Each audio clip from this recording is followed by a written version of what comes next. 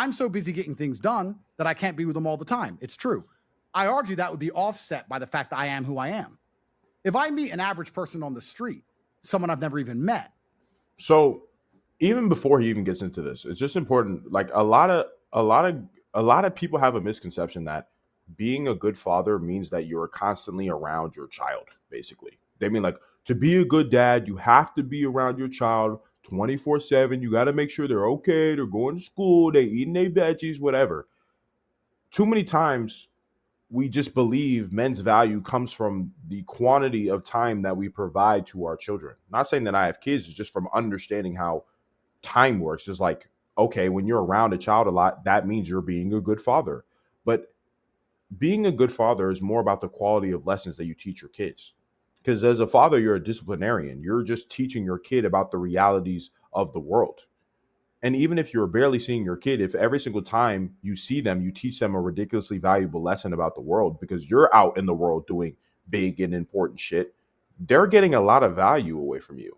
The women are the nurturers. The women are supposed to be there all the time, taking care of the kid, making sure he's doing okay, whatever. But the men are the teachers. They're the passers of wisdom about how the world actually works and what goes on in said world. So for you in the future, becoming a father, or if you're young and you're a father watching this shit, don't matter.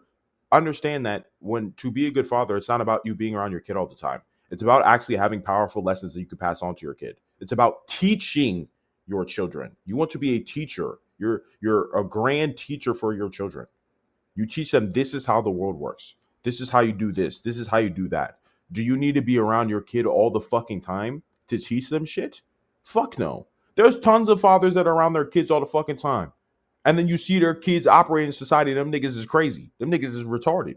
So what does that tell you? It's not about the time that the father was spending there. It's about the quality of the information that the father was actually passing on. As a father, your entire goal is to pass on valuable lessons that your kid is going to go use to fight against the world. Because as men, we face reality.